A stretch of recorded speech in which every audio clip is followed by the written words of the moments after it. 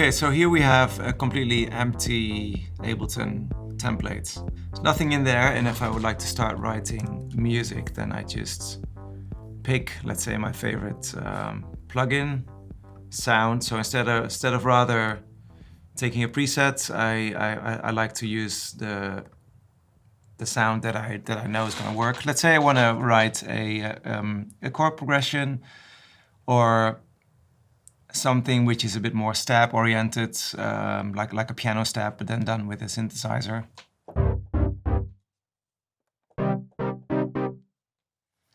So that's just a chord with a nice type of sound that works really well for kind of melodic techno. One thing I do is I try to set the BPM. Okay, let's say I want to make a techno track.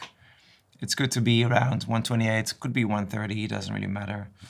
And maybe play around a little bit with the sound first, in which case it helps to control the synthesizer with this fader box that I have here.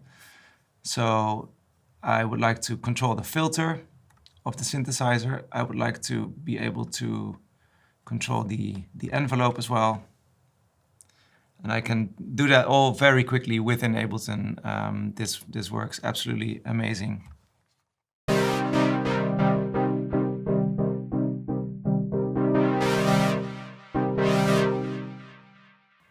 Let's add the resonance as well.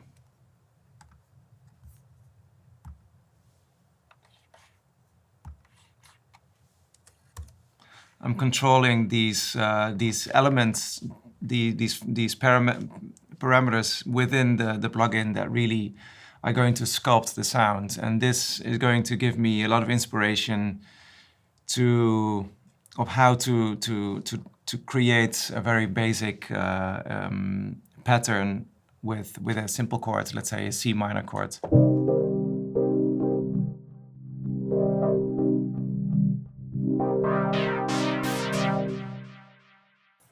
Okay, then metronome.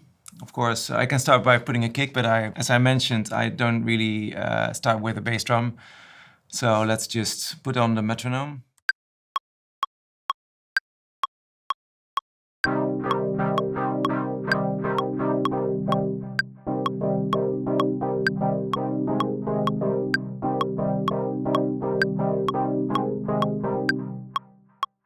If that's something I like, then I record that little part.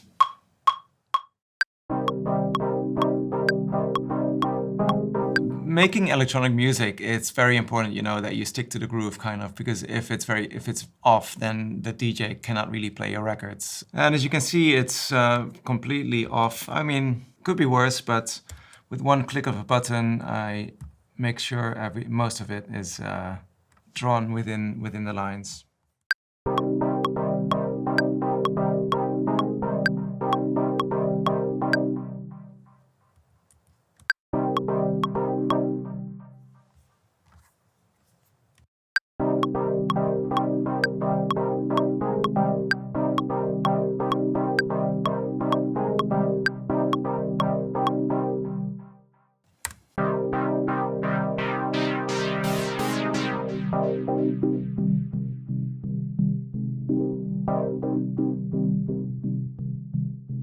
Okay, so this is, if I would start this way, then I think it needs something to really tie things together.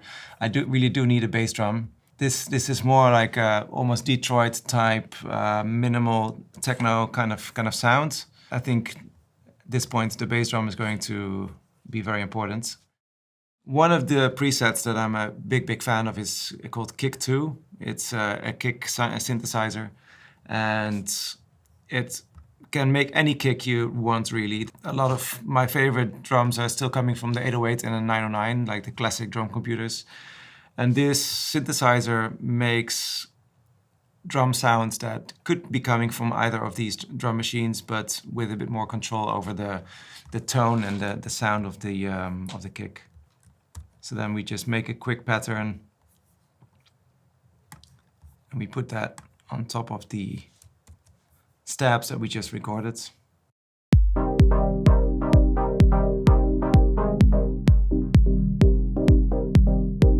So now I might not really like so much anymore exactly what I did before, so I just start editing the stabs.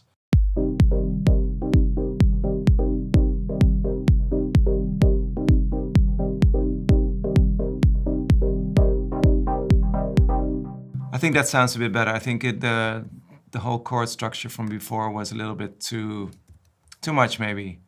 I mean, this is more like a minimal sounding track. I can start adding some more sounds, because with this you can do many things. You can start by adding some more drums, and then I will go to the actual 909 drum computer, which is, as I mentioned, one of my favorites. With this drum computer, you can choose to program within the actual plugin, but I prefer to create MIDI, so I can draw all the notes by hand instead of having to use the sequencer within the drum computer. So I happen to know where I can find the hi-hats, because that's what I'm looking for. Would be this one,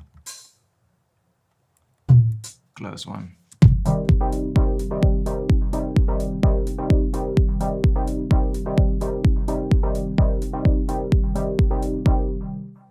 So now I've created a very basic loop. I think I would actually like to edit the chords a bit more to make it a bit more interesting. I think it sounds really great, but it's not the most original type of sound that I've created so far. By the way, I'm color coding everything a little bit, because then I have an idea of what part I'm working on.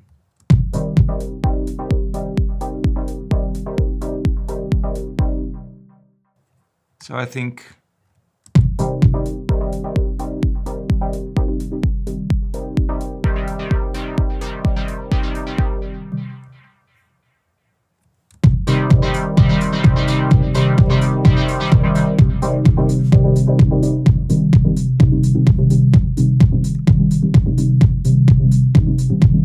okay, this is very basic. Next thing we can do is add, for instance, some more melodic content, some more pad sounds, or to make it a warmer, wider sound.